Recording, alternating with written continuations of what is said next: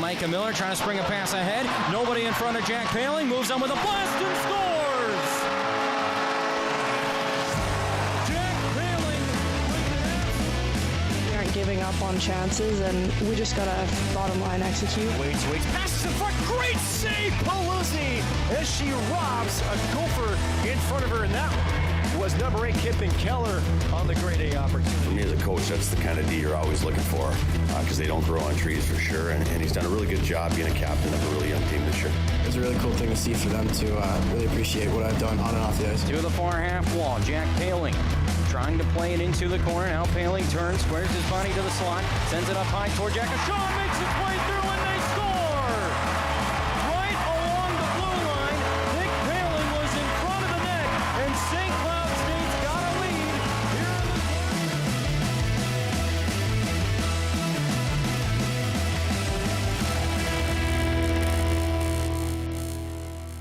And welcome back to the Den, Husky and Warming House podcast fans. It's episode number 45.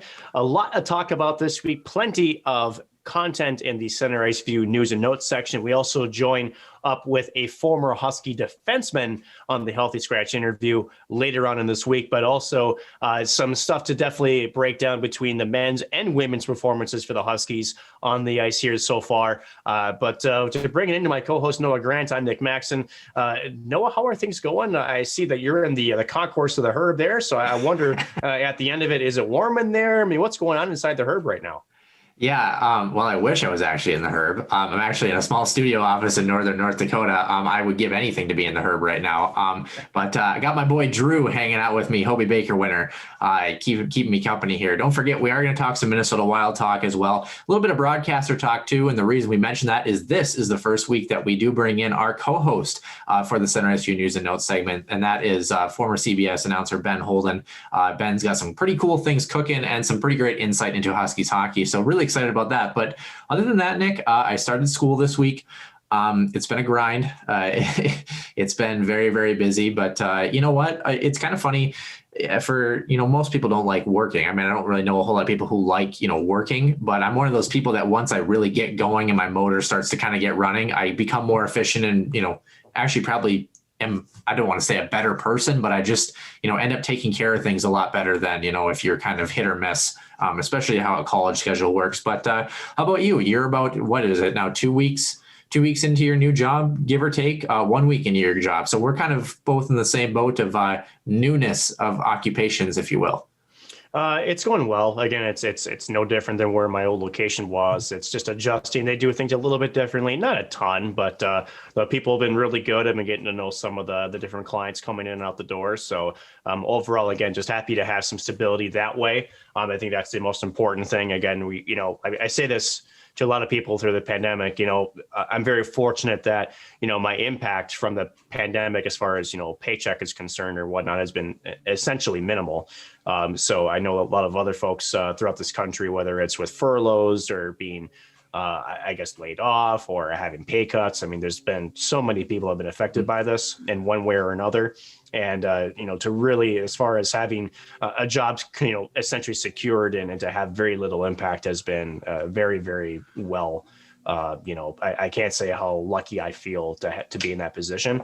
At the end of it, it's going good. At the end of it, we're 2 weeks in. We're 1 week into school as well. So it's a grind, to put it that way. I'm going to be doing some producing stuff as well as some writing stuff. So it's going to be definitely a fun-filled couple of months here. But we're anxious to get going and get things rolling. Yeah, I'm really happy you mentioned being grateful. My cousin actually works. He's a little bit older than me. He has a master's degree in teaching, and I believe he's going to lose his job in Hawaii. So, I mean, it's just the constant ebb and flow of everything that's been going on with the pandemic and everything else. We're just happy we get to be here and get to sit down with some great people, including Ben and Brett Hedikin later this week. Like you mentioned, that was one heck of an interview.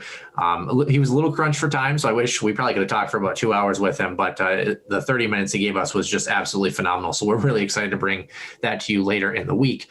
Something else that will be kind of changing as we move into the future, a little bit of update for our listeners, is going to be our two-line fan trivia. And the one thing that's going to change here is it's a good learning moment for us as we finally had our trivia question this week again after it's been a real rough couple of weeks, I would say, for the trivia. I think what we're going to do for the future for our trivia fans is we're going to have 2 seasons of trivia that kind of coincide with the men's hockey's season. So what we're going to do is once the men's hockey season is over, so regardless of if they're done after the regular season or if they're done, if they make it to the national championship game, as soon as the week of the last game is played, that will be the final trivia for that season. And then during the off season, during the summer, that will be another trivia season. So we'll kind of have an off season trivia season and leaderboard, and then it'll reset at the start of the season and then, rinse and repeat. So just so all of you know that you have a chance to move yourself up on the leaderboard when the current leaderboard expires, if you had an interest in doing that. And we also, speaking of our trivia this week as well, Nick, we did have myself being a little bit too busy when we had a lot of correct answers for the trivia question this week. So we are going to do a special drawing for 3 select listeners who did participate in trivia, and we didn't get back to them in time to let them know who had won. So they're going to get a chance at a Huskies Warming House hat. So that's what we got going on. So let's jump right into Two-Line Fan Trivia. Two-Line Fan Trivia is your chance to win some sweet Huskies Warming House podcast apparel every Saturday at noon. Simply follow us on Twitter, and when 12 o'clock noon rolls around on Saturday, gear up to take on the best in the Two-Line Fan Trivia leaderboard for your chance to win a Huskies Warming House podcast hat. Twitter followers also have a chance to win more Huskies Warming House podcast apparel, and you'll also find the latest in St. Cloud State Husky coverage. Two-Line Fan Trivia, every Saturday at noon. The question this week, we didn't have trivia last week, but we did have it yesterday on Saturday, January 16th. Don't forget Two-Line Fan Trivia, for those who are curious, every Saturday at noon Central Time on our Twitter page. Be the first person to answer the trivia question correctly. And if it's your first time winning, you have a chance to win a Huskies Warming House podcast hat. So the question this week here, Nick, upcoming guest Brett Hedican had his number 24 sweater retired on November 6, 2010. The only Husky to have that honor. Kyle McLaughlin, Matt Gens, and Matt Stevenson have worn number 24 as well. However, who was the final men's hockey player to wear number 24 before it was retired? Nick, do you have any idea who this is? I'll be completely honest with you. I have not a clue. Not a clue. I don't think a lot of people knew. We had about 4 or 5 correct answers, if not more. So Brody Falconer was our winner, the first to hit double digits on that leaderboard with his 10th win. The correct answer was Taylor Johnson. He wore number 24 for only 1 season in that 2009-10 season before having to switch to number 4 because of the jersey change. So, Nick, I guess, I didn't really know that one either, but I thought it was kind of interesting. For those of you who don't know, if you look into the St. Cloud State record book, which is a great handy tool to have for trivia, I'm just going to tell you that right now. They do have who has worn what number for all of the, for all the years, at least for the Division I side of things for St. Cloud hockey. So it was really cool to kind of learn about that. But as we mentioned, we do have a special drawing at Brick Walness. Caleb J. Peabody, who's been a very avid fan of ours, and the 200-Foot Game, which I believe is a podcast, they are entered in our special drawing here, Nick. So let's maybe jump right over to that and see who is going to be our winner here for Two-Line Fan Trivia special drawing. And the winner here is, I believe his actual Twitter name is Swiss Cheese, but it's at Brick Wall Hess, if I'm saying that correctly. So congratulations to Swiss Cheese, as his Twitter name is listed.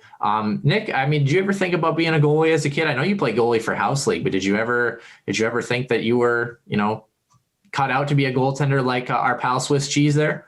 I don't think so. I know that, certainly here in Minnesota, I'm not sure what they do that in North Dakota, but part of, I think it's, when you're in mites and squirts, I believe they actually make you rotate the goaltender position.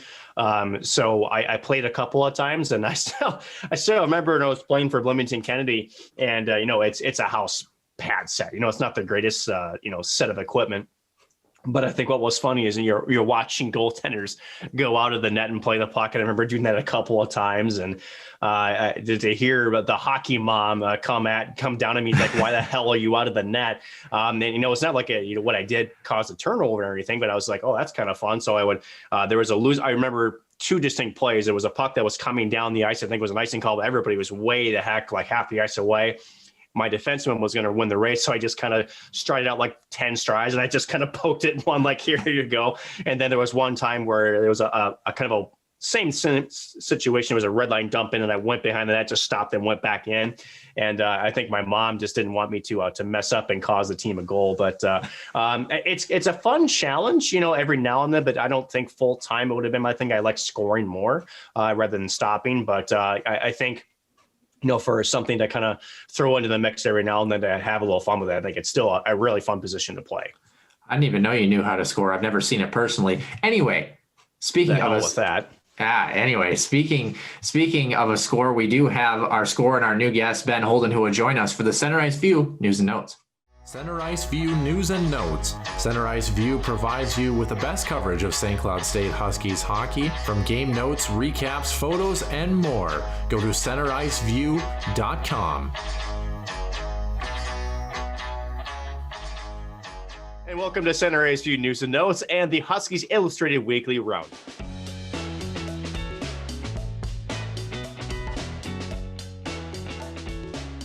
The National Hockey League was back in action for the first time in almost 6 months today. 22 NHL players missed opening night because of COVID-19 concerns. One player, however, who was reported to not be in the lineup for Sunday's home opener, in Florida, was 34-year-old veteran defenseman Keith Yandel. The Panthers' alternate captain holds the longest active Ironman streak at 866 consecutive games played, dating back to 2009. On Sunday, that streak will continue for at least one more day as head coach Joe Wenville has put him back into the lineup. Yandel notched 45 points in 69 games last season, but for some unknown reason has fallen out of favor with the organization. He has 3 seasons remaining on his contract, which pays him $6.35 million annually. The National Hockey League also confirmed its 2 outdoor games to be played in Nevada at Lake Tahoe this season. February 20th and 21st marks 2 limited capacity contests that will not include fans. First, the Colorado Avalanche and Vegas Golden Knights will play on day 1, followed by the Boston Bruins and Philadelphia Flyers on day 2. The rink will be on the 18th hole at Edgewood Golf Course, and these games will be the 31st and 32nd outdoor games in NHL history. Well, there was another NHL team this past week that felt fit to name a new captain, their first captain in franchise history. That's Mark Stone. He spent many years with the Ottawa Senators. He takes over as their captain. They've never had a player in the 4 years of their franchise wear the C. Alex Pietrangelo and Riley Smith will be the alternate captains this season for the Vegas Golden Knights. Let's stay out west, boys, shall we? Because San Jose Sharks forward Evander Kane is in some hot water down in San Francisco. He will play for the club this season amidst the birth of his child, which is overshadowed by his recent filing for bankruptcy. The 29-year-old has signed a 7-year, $49 million contract just 2 seasons ago.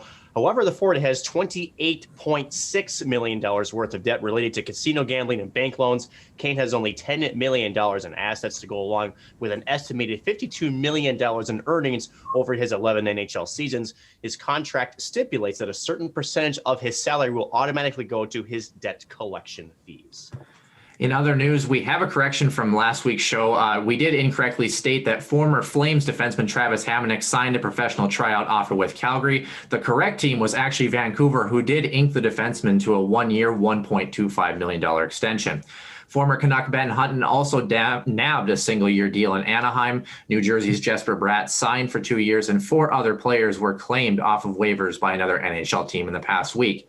In local news, the Minnesota Wild extended Marcus Foligno for 3 years this past week. Chicago bench boss Jeremy Colleton also was extended for 2 years, and this year's top UFA on the free agent market, Mike Hoffman, signed a 1-year, $4 million deal in St. Louis. In our second to last story of this very well written weekly roundup, 2 more NHL players are retiring. Longtime St. Louis Blues defenseman and Calgary Flame and Florida Panther Jay Bouwmeester is calling it a career after 17 seasons in the league. The 37-year-old won a cup with the Blues in 19 before collapsing on the bench in a game last February, which proved to be his final contest in his career that spanned 1,240 games in the National Hockey League. He put up 424 points during his time in the league, so we wish Jay Bouwmeester all the best. And in the great state of Michigan, as I like to say, multiple sources say that veteran goaltender Jimmy Howard is reported to be done after 14 seasons. The 36-year-old would finish 3rd in Red Wings history with 246 career wins and 24 shutouts. While the retirement is not official, the free agent stated that he is enjoying spending time with his family while the NHL season is currently underway. And our final story, boys, to finish out our weekly roundup, Flyers' Sean Couturier had an MRI in his shoulder after a hit on Friday and will be out at least 2 weeks. Former Minnesota Wild center Eric Stahl is day-to-day after a high hit from St. Cloud State Husky former defenseman Nick Dowd. And 3 big-name players in Kirby Dach, Jonathan Toews, and Vladimir Tarasenko moved to the LTIR this week for Chicago and St. Louis, respectively.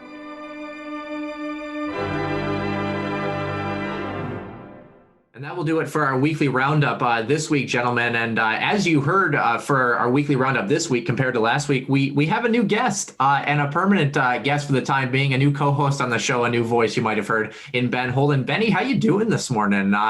Anything happening in the great state of Michigan? No, it's probably similar to there. It's gray and cloudy. There's a little bit of snow flying, but I did some football yesterday, so I got back in the saddle, my first gigs of 2021, and I will tell you this. I will share this with you guys. I will be doing a college hockey game next week. That's all I'm telling you. So I'll be back in the barn. I'm really excited. You guys will see later in the week, but got that news yesterday in the second game I was doing color for high school football state finals. And it was kind of cool, man. You know, as a play-by-play guy, as Nick knows, you know, he's done games. You kind of got to drive the ship. And as a color guy yesterday, we did 8-player football, and I'd never done it. It's 2 state championship games, and it was great, man. I had a lot of fun, and it just felt great to put the headset on again. I hadn't done a game since the last game in the bubble, so but I'm stoked about that. Got a lot of things brewing, and like I said, next week this coming week I'll be doing a college hockey game, and more to come. So Awesome. Yeah, congratulations, Ben. Thanks, guys. So when you aren't, we saw that you were game prepping for our show and just kind of other things in general. Have you been doing anything in your downtime to kind of stay busy? You know, sleeping a lot? I mean, what's your routine? Looking for jobs, man. Just grinding. I got a lot of things I'm working on and a lot of irons in the fire. It's, you know, we're in the middle of the month now. So, you know, things are getting back in a bit of a flow in terms of, you know, the end of the year, the start of the year, as we all know, is always, it's a dead period, right? I mean, people take time off, and so, yeah, I've been busy with that and, you know, just grinding and digging. And I got a lot of things I'm working on this week, some folks I'm talking with. So hopefully I got more to share with you guys. We keep doing this and, you know, watching hockey and just staying fresh and seeing what I can, like I said, seeing what I can cultivate. So it's been good. Speaking of the middle of the season, Ben, maybe it's a good time to transition over. Nick and I got a chance to kind of take in a little bit of these games, and that's the women's hockey team for St. Cloud, who really had ultimately a better run this weekend than the men's team did. Women's hockey winning by a score of 3-1 on that Friday night over Bemidji with an empty net goal, and then I believe it was 2-2 was the tie last night on Saturday, and then St. Cloud lost the extra point as Bemidji won the shootout there. So, Nick, I mean, what are your kind of thoughts on this St. Cloud State women's hockey team? We talked about that previous weekend. They play 3 games against the Gophers, play them real tight that Thursday, get their doors blown off on Saturday, and then had an okay response, I think, on Sunday. Just didn't get the results they were looking for. Is this indicative of a team that has a legitimate chance to fill that number 4 seed in the WCHA conference, or do you still need to see more from this group to say that they're the consistent real deal? I still think we need to see more, but I think we can say that this team is much improved. This team is not, you know, near the bottom of the WCHA like it has been last season. There's definitely some strides. I think the new question, Noah, is, you know, what's the ceiling for this hockey team? What's their next big step? And for me, it's going to be just to continue to try to push the offensive end of the envelope. On those couple of games where they did come on the losing end of the Gophers, the shot totals were quite, you know, polar opposites. The Gophers spending a lot of time in the offensive zone inside the Huskies defensive zone. To me, that's just, you know, again, the Gophers are a great team. They're up there with Wisconsin, some of the best teams in women's college hockey. So to me, at the end of the day, this team is a team that has taken steps, but I want to see this team take another one. And so to me, yes, they are a number 4 team. I think they can consistently be there. But now the question is how high can they go? And that to me is the next question for this squad. And I'm glad you mentioned the shots on goal portion too, because I believe it was Friday night entering the third period. Shots were 27-9 in favor of Bemidji, but St. Cloud was up by a score of 2-0. So definitely some underlying things as far as shot suppression that I think this group still needs to be a little bit tighter defensively. A group that was very tight defensively in terms of their play was Western Michigan, who pulled off the sweep against the number 4 team in the country, our men's hockey team in St. Cloud State. Ben, especially Friday night was a really, really tough night for St. Cloud. I mean, what did you kind of notice from this group? And I mean, you got to see this group through 6 games in the pod and then a couple of weekends prior to this weekend. Did this group for St. Cloud look like the same group that you saw in the pod? No, they didn't.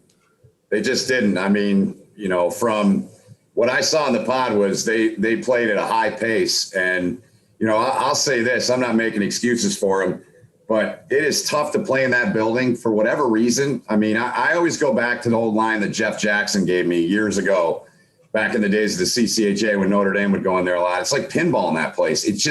Even without fans, it's still, everything is just, it seems like it's it seems like the rink's about 60 feet wide, right? And so I think that factored into it, but, you know, they played games in there. So I don't know how much I believe that. I just look, Western Michigan, they're the one team in the conference to me, guys, that dealt with, North Dakota had guys gone, but that's different. I mean, you lose your starting goalie and they were decimated in the pod. And, you know, then they come back and they beat St. Cloud. I mean, I hate saying this because I know the show I'm on, it's a St. Cloud show, but Western Michigan could be 4-0. I mean, if Josh Passel doesn't bat that puck down in the first game for both teams in the pod, it was game 2 after Omaha and Duluth, they could be 4-0 against St. Cloud. So they've had their number. And what impresses me about the way they play is, and that's Western, they play that hard, heavy, physical game, and they wear you down below the dots, below the goal line if they can. And, you know, I didn't see the same kind of jump and the same kind of pace out of the Huskies as I saw in the pod, certainly on Friday night. And I totally agree with you, Ben. If there's one thing that Dave Starman would say, I said this in a couple of recaps as well, is the forward gap control. Western Michigan has really taken, an ownership of defensively coming back through the middle of the ice. And again, when you wear a team below the dots, especially in the Huskies, we know that they're not a big team up front. They have some size in the back end, but, you know, besides Nick Perbix, you know, some of those guys that are back there are not going to be the best skating. They're not necessarily, you know, as good 2 ways as Nick Perbix is. And what you're seeing is a lot of just chip off the glass, and you're not carrying the puck with possession. So at some point, you're taking the speed, you're taking the puck possession, you're taking the strengths away from the Huskies. And Western Michigan did such a good job of that.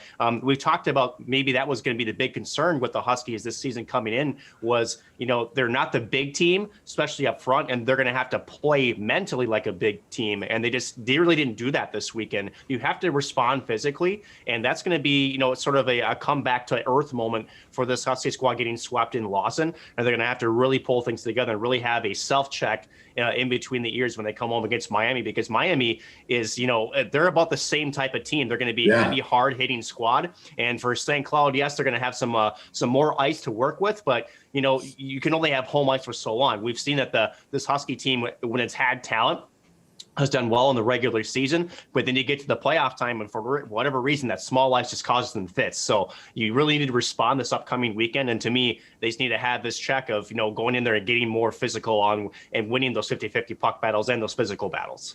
Yeah, I mean, I would add, I would add to that, you know, the guys for Western Michigan that do what you're talking about, what I was talking about really well, are guys like Paul Washy. Now they got his brother on the team. Guys that they're not, you know, they're not to me, they're not top 6 guys, but they're the guys that fill out the other lines. Those are guys like Brett Van Oss. Those are guys like Ty Glover, a freshman, who I really liked. I think he's going to be a good hockey player. Drew Warad's another one of those guys. Even Ethan Frank, all the goals he scored, he still plays that. And I saw you guys on Friday with the paper, and they're lacking the grit. They're lacking the sandpaper, St. Cloud that is. And they got to find a way to play that way, especially against teams like Western Michigan, because that's the way they played under Andy Murray since he's been there. And when they're clicking, it works. And you're right. I agree with you, Nick, on Miami. They got a hot goaltender. They might have the hottest goaltender in the entire conference and one of the hottest goalies in the country. And they've kind of found their footing. So, you know, you better be ready to play. We've said it for years, all the years of this conference. any given night, anybody can beat anybody 1 through 8. And we saw that this weekend. 3 unanswered goals for Western Michigan on Friday, pushing that score to 6-2 on Friday, and then a 3-1 loss with that empty netter last night. And you guys touched on it perfectly. Andy Murray, this team plays well within his style. I think about Western Michigan and their speed game, Western is not the faster team compared to St. Cloud. St. Cloud is a much faster group, but they played so well within their structure where, and again, we touched on it last night a little bit. I don't think the officiating was poor by any means. Only 4 total power plays in the entire weekend. But I think that this Western Michigan group does a really good job of, I almost call it interfering without interfering, where when a guy is getting ready to step around you as a defenseman, you don't take him off his feet, but you just step in his lane just a little bit. And when you're St. Cloud and you're not scoring and you get your speed game kind of thrown off kilter by guys that are just, giving you a little nudge as you go into the corner, well, then you start not being able to win those puck races. Then you don't start to threaten the middle of the ice. And I think you started to see that through St. Cloud. That frustration started to come out where you saw this group finally get a little bit more physical at the tail end of last night's game, but they just couldn't find a balance because Western Michigan, they didn't play a trap style, but they just keep the play very, very simplistic and play very well into their structure. It makes me think of a little bit, honestly, like CC a couple years ago against St. Cloud.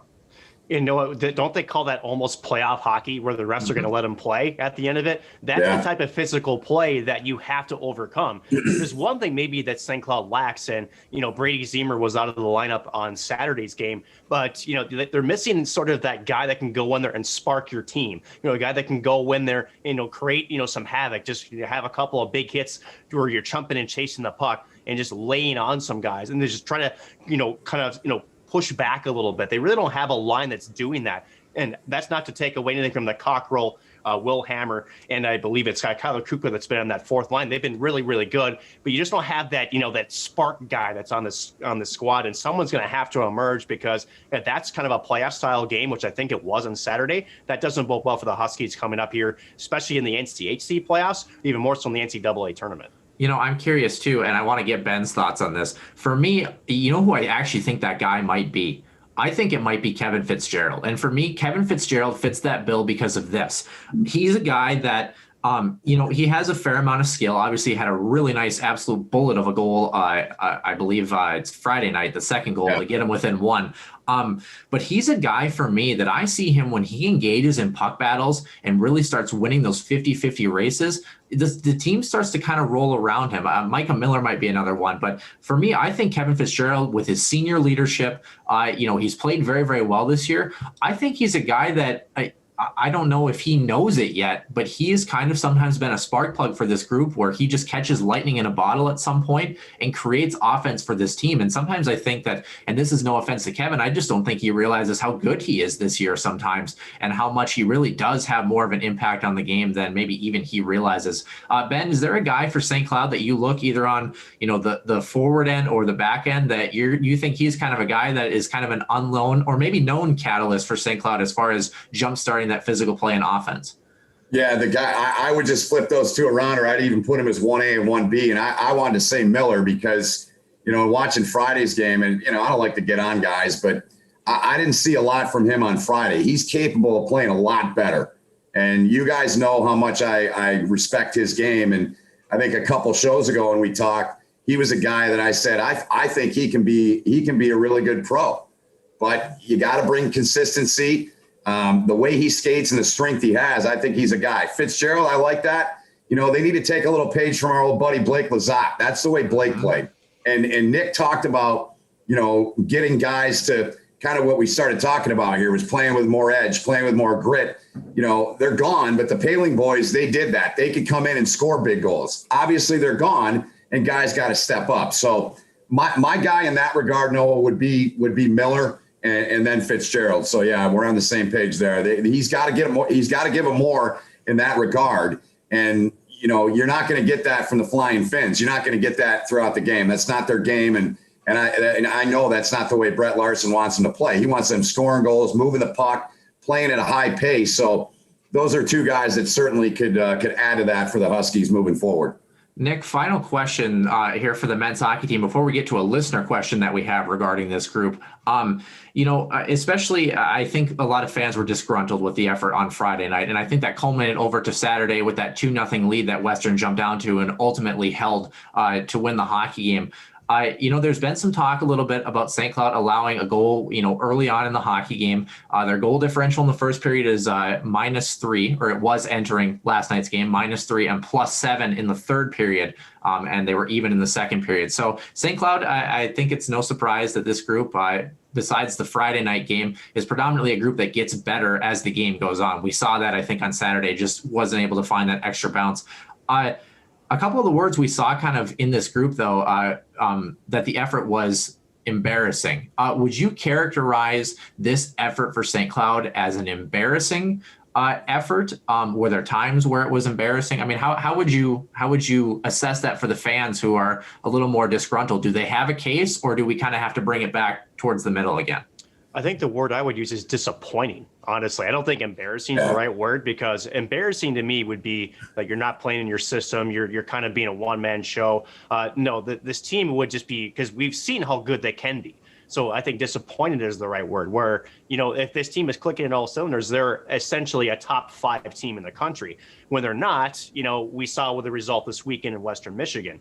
So to me, and for the listener, you got to come back to earth a little bit. And this is college hockey. Again, you're also playing in the best conference in college hockey, where you have to get over this 1 versus 8 and 2 versus 6. It doesn't matter. All these programs are really good. We saw it against CC.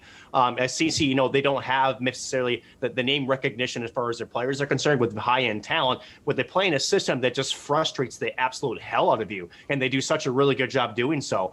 And, when I suppose the non-hockey intelligent fans look at this, they just look at a number and say, well, CC's not a good program. Why aren't we steamrolling this team 10-0? Same thing with Western Michigan in the pod second time around. They just came off losses of 10-2 and 8-3 or something like that. And when we lost 2-1, there was this huge uproar. It's like, guys, this is college hockey. Also, Western Michigan has a former NHL coach in Andy Murray. He knows how to get the most out of his guys. He knows how to adjust his systems with the players that he has. He knows how to get the best out of his team. So at the end of this, no. Is it disappointing? Yes. Is it embarrassing? No, it's not. On that front, if the one big thing that this team needs to get better at is their starts. Yes, it's good that you get better as the game goes along, but what's that say about a team that's constantly chasing the game? Yes, in the pod, they were able to come from behind a few times, but just as the teams get better as the season goes along, that means that once you get a lead, you're going to be better at keeping that lead. You're going to really force a team to start taking chances. Again, in that game against Friday, there was a couple of goals after they went up by 2, where St. Cloud at that point taking chances. There were a couple of odd man rushes. So to me, that was indicative of a team just trying to be desperate and getting back in the game. So to me, it's disappointing, but it's not embarrassing.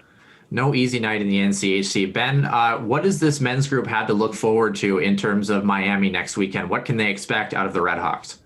Well, I think they're going to see a lot of the same in terms of what Western gave them. I think I mentioned him earlier, Ludwig Pearson, and that kid is not kid. He's 21. He's a 21-year-old freshman. So let's put things into perspective, right?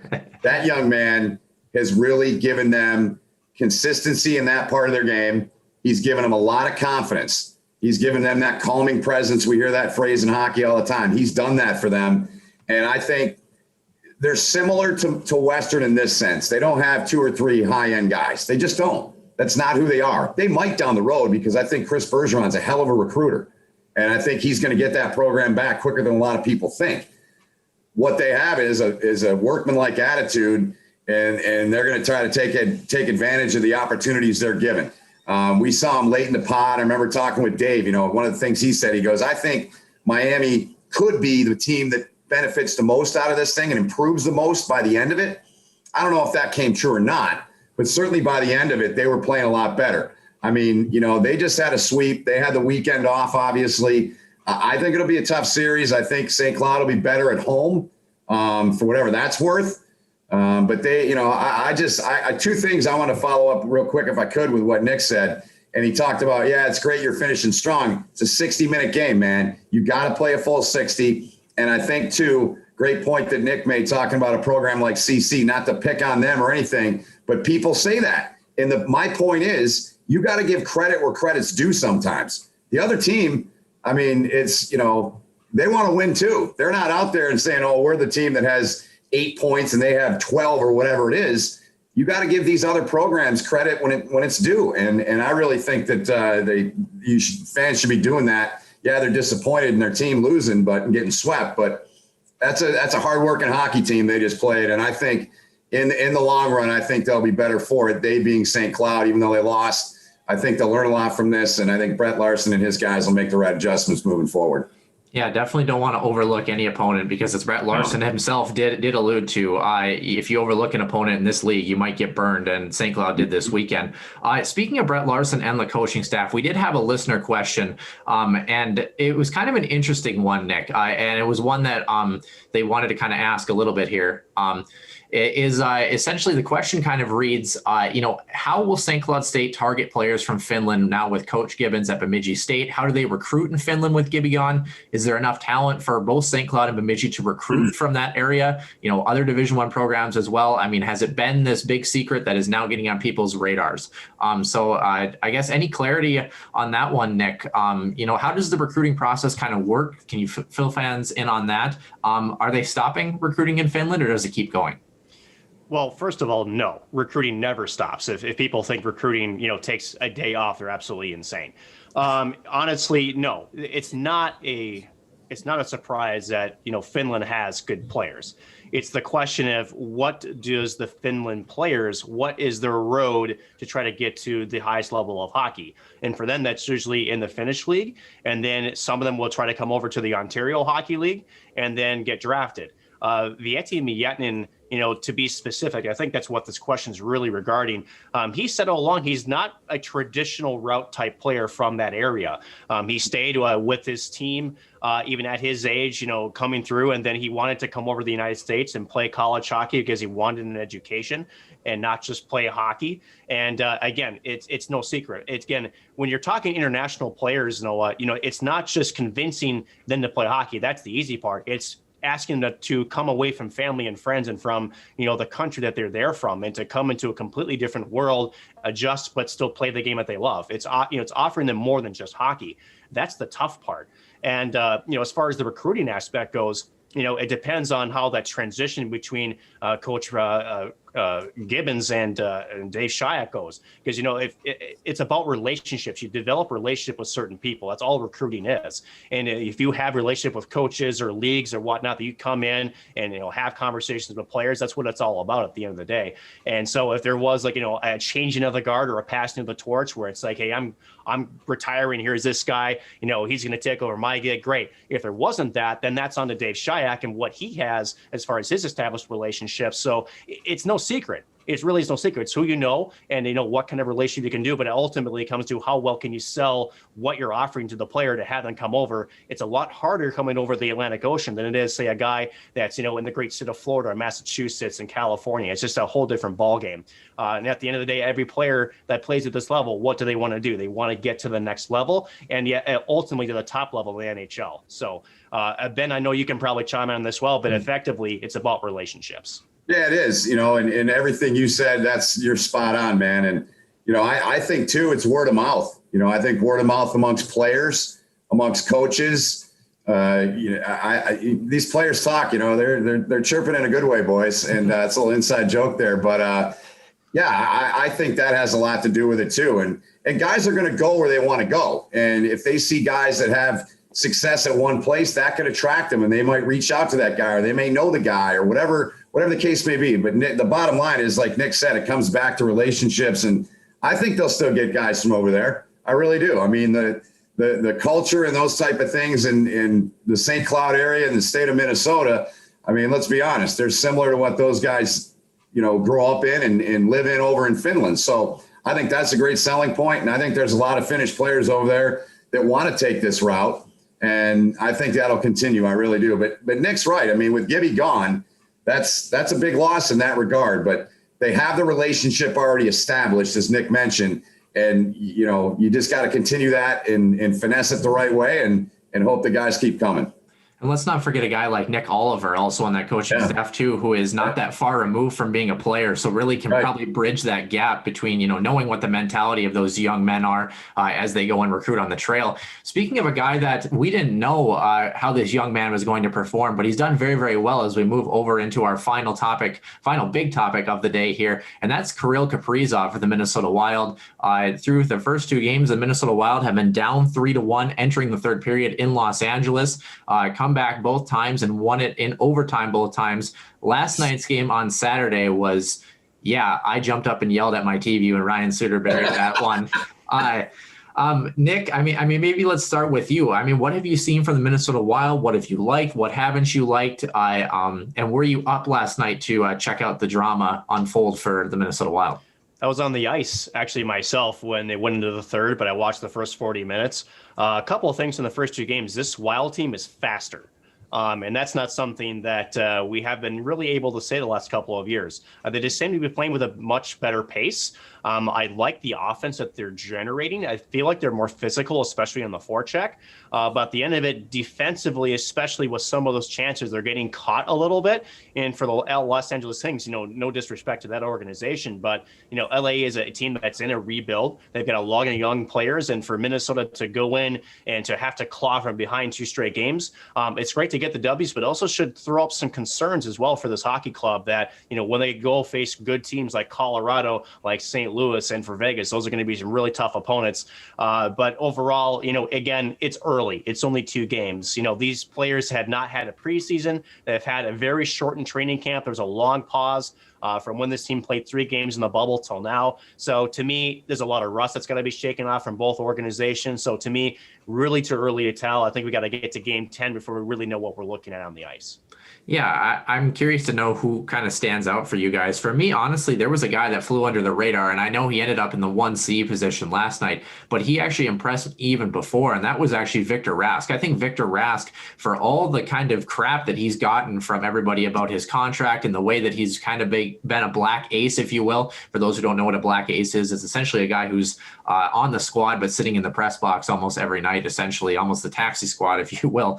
But he's a guy, I don't know if he reformed his skating in the summer, if he was with Diane Ness and checking out, how he can develop in that area, but he looks like a lot smoother skater, looks a lot more confident with the puck. And, he's a guy that I think, especially with Nick Bukestad kind of having an up and down 2 games, I thought Victor Rask really filled in that role nicely. I don't know if he's a guy that's going to continue the success or if it was just a 2-game kind of spurt of brilliance, if you will. But if this is the Victor Rask that we're going to get through the next 54 games, I think the Minnesota Wild will be definitely pleased to not have $4.5 million sitting in the press box. Were there any guys that stuck out to either of you? Whoever wants to jump in about the Minnesota Wild?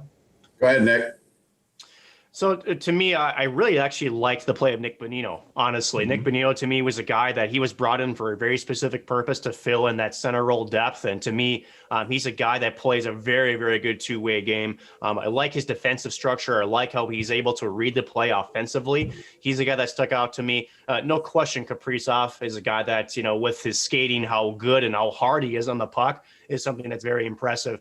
You saw with a couple of turnovers that he got that, he's used to having a little bit more space and maybe some lanes that he used to have in Russia that he's not going to have now. So there'll be some adjustment for him. But to me, Bonino was good. I actually agree with you in the Rask part. The one thing that he definitely will have to improve is his face-off percentage, but really liked what I saw with Rask. Again, a couple of the new guys. Bukestad, I thought up and down, although he was okay at the end of it. And how about Marcus Foligno, man? I mean, we talked about he just got an extension, 3 years, $9.3 million. He's well worth that extension. He was a guy that when we talked a couple episodes ago where I thought he could have been in the running for the captaincy position.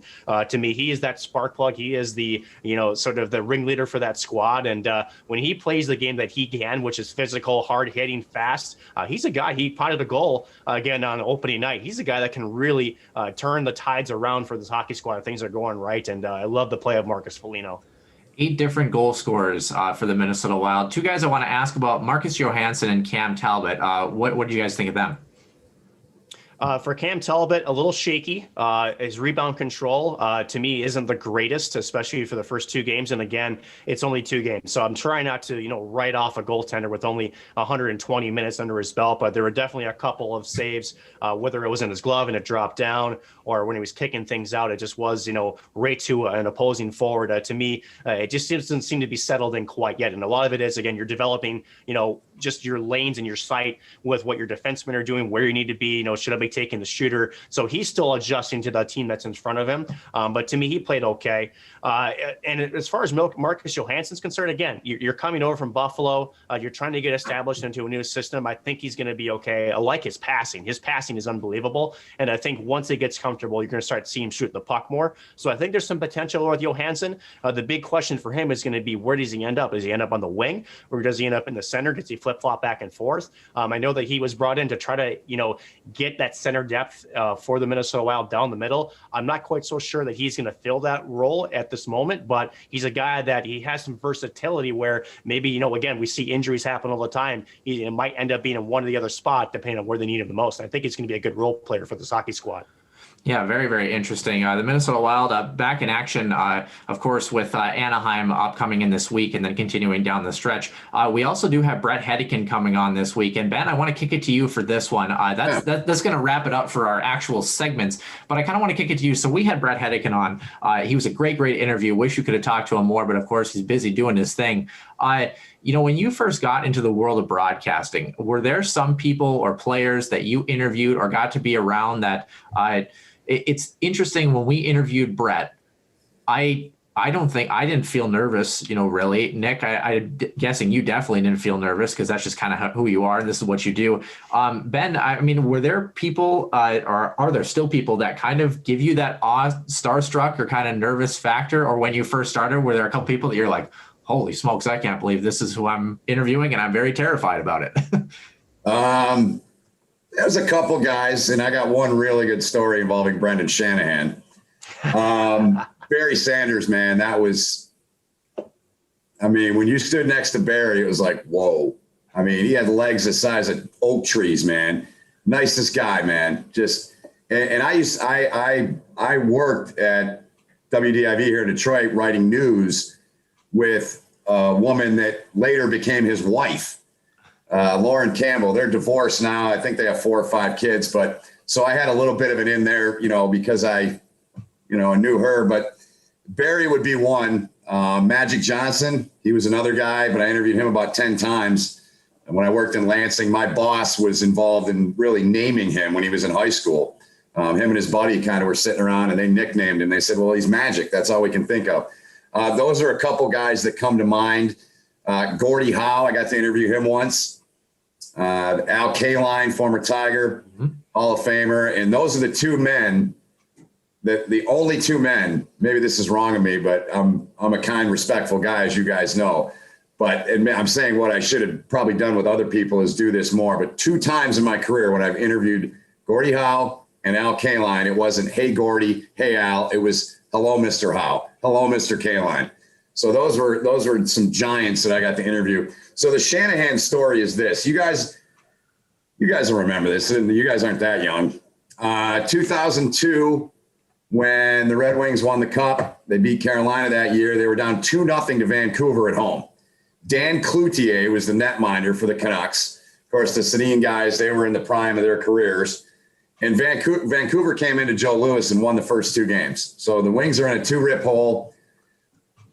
The Nick Lidstrom goal ensued. The red line shot beat Cloutier, turned it around. The Wings swept them. So after game 2, I'm working in Lansing as a reporter and going to the locker room and waiting for the scrum to start.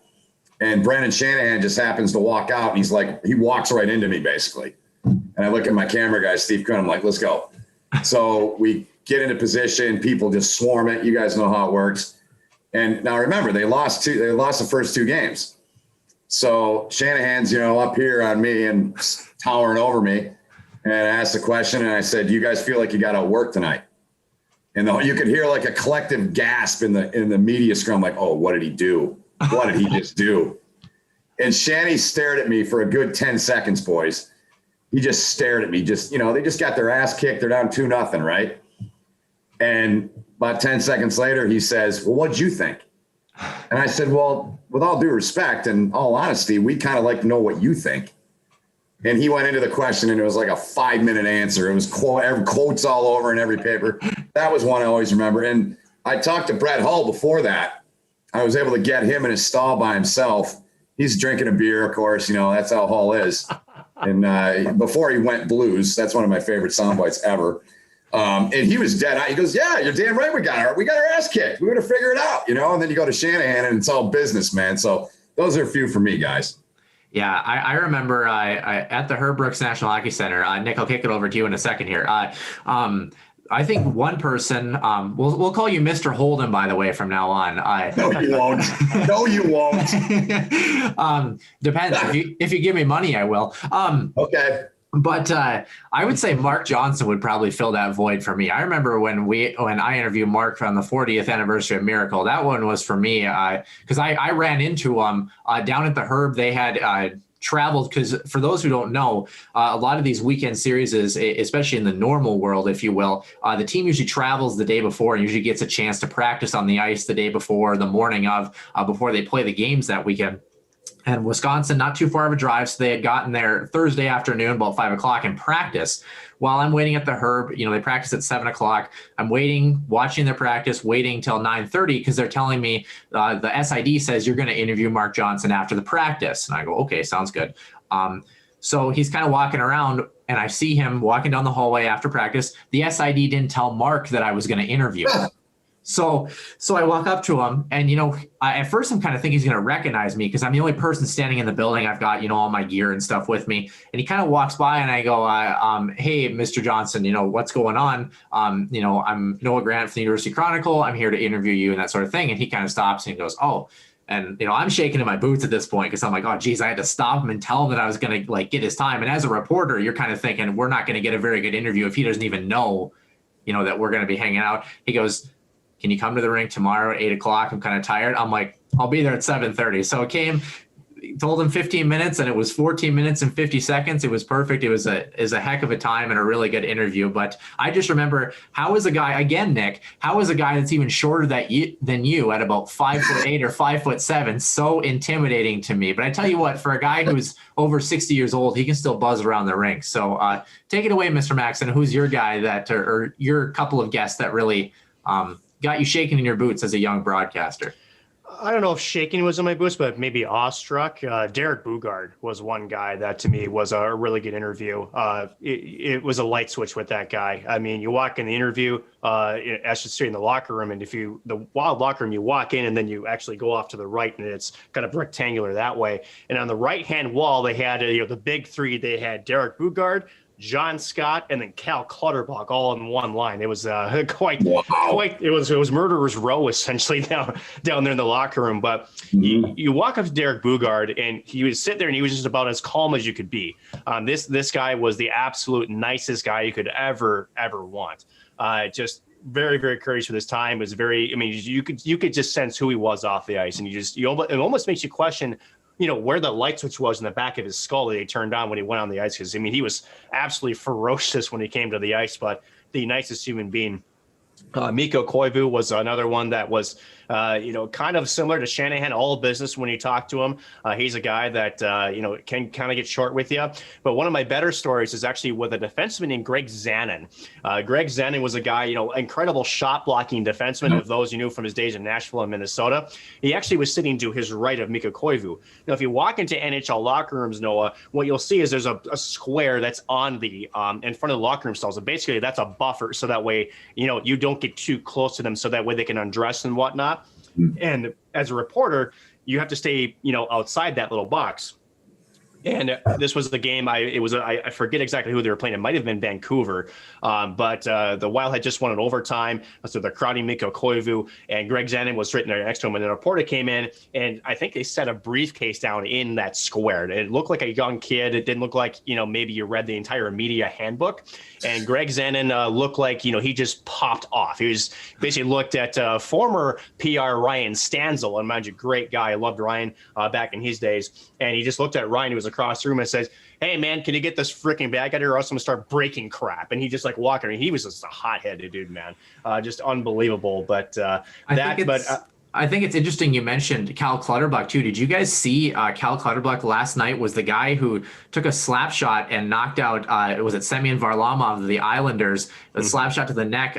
My former high school coach talked about Clutterbuck. They did some like charity shot. Yeah. Well, he's also a freaking meathead too. And the reason I say that is like I've heard stories. Well paid one. Yeah, very much so. We're just regular meatheads over here. Right. But my former coach was telling me a story, and I've heard stories like this about Cal all the time. I mean, good hockey player, as you just mentioned, but they were doing like a charity event with a bunch of kids, and he like started ripping around the ice with all these kids, and he was like running over kids, and he backed into a kid and stuff. So he's kind of I don't know, he's competitive. But I have two more stories for you.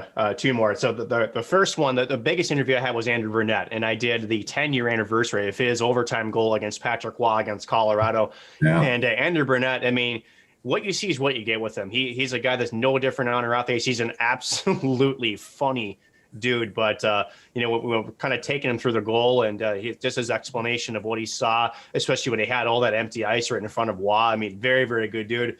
We interviewed him for about like 20 minutes, and I remember after that we kind of sat there and chatted, and he had to go up because I think at that point it was early in his front office career. I think he was an advisor and an assistant to the GM, and he's like, "You play, man?" He's like, "Yeah."